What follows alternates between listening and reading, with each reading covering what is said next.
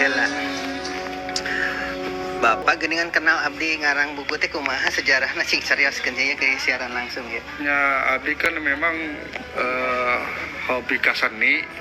Hobinya hobi seni. Seni naon nu di hobi teh? Ya seni naon wae ya seni modern, seni karawitan, ya kan. Eta Ya, teh. angklung abdi tiasa, calung tiasa kan gitu, degung tiasa. Berarti kapungkur sekarang abdi nuju di MGMP. Mohon. Kantos MGMP, jaringan. Kapungkur kakak bapak di Tambun Selatan. Waktu jadi guru. Guru mengeluarkan buku. Nah, itu teh abdi pakai gitu. Saya pakai buku teh. SD, SMP apa SMA? SMP. Buku SMP. Waktu kota dan SMA juga sama SMA juga. Waktu Saya nggak pernah ngajar di SMA 1 Sukatani. Barengan Pak Anu. Pak Anu. Ya kan. Iya, guru seni Iwan Rosad. Pak Agus, tukang kepungkur Pak Agus. Pak Gus. Iwan tanya. Pak Sejarahnya. Agus, tapi menggantikan Pak Agus.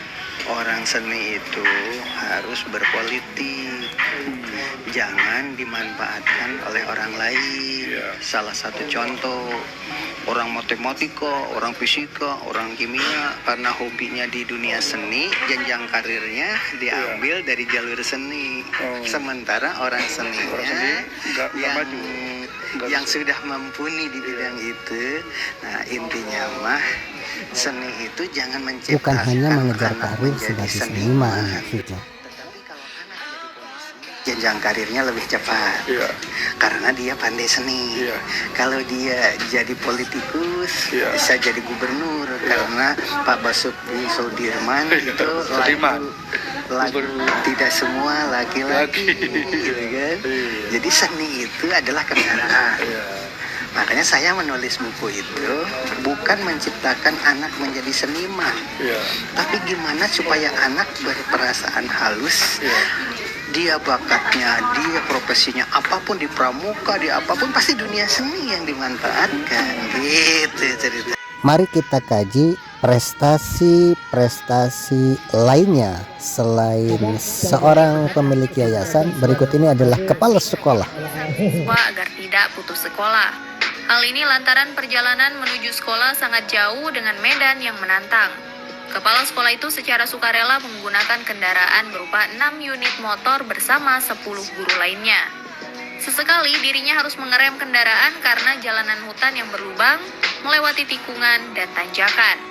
Pak Broto sendiri mengaku melakukan kegiatan rutin mengantar jemput para muridnya karena berdasarkan ketulusan hatinya. Ia bercerita selama 7 tahun terakhir dirinya menjabat sebagai kepala sekolah SD Negeri Kenteng 2 dan melakukan antar jemput. Mimpi besar dirinya yakni sekolah yang berada di perbatasan dengan wilayah Kabupaten Wonogiri, Jawa Tengah ini bisa berprestasi di kancah nasional meski dengan berbagai keterbatasan yang ada.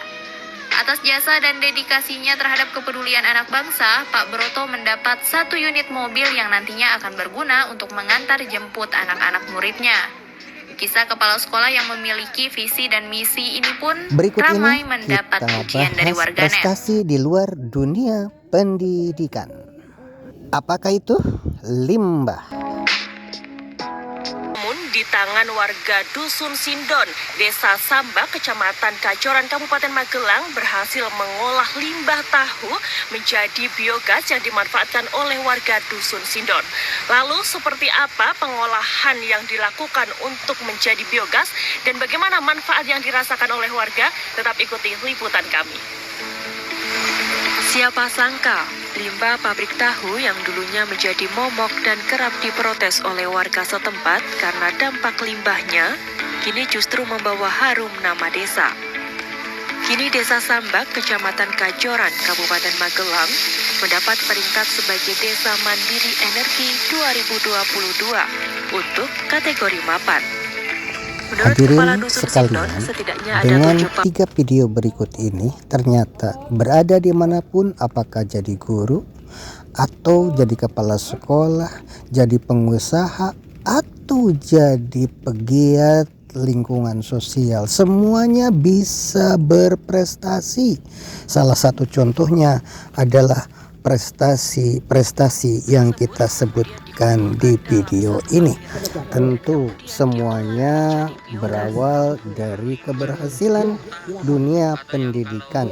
Jasa guru adalah yang utama di samping lingkungan yang mendukung.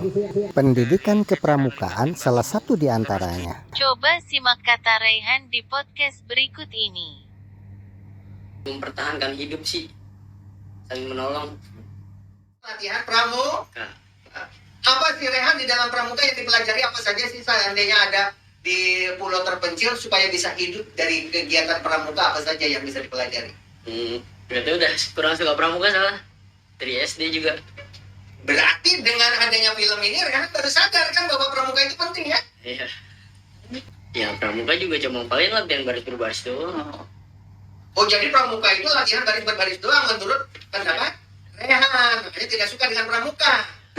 Padahal yang namanya pramuka itu Bu, belajar masak sendiri, belajar nangkap ikan tanpa alat, mengukur kedalaman kolam dengan menggunakan kompas.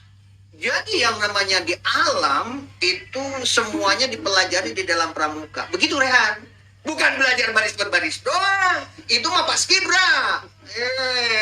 Hadirin sekalian, ternyata Rehan punya anggapan bahwa pramuka itu hanya latihan baris berbaris saja. Nah, kira-kira sekarang ya Bu, gimana Bu? Iya, mungkin bagi dia mah bukannya berbaris. Kemarin lagi pas di SMP mungkin cuma begitu aja kegiatannya kali.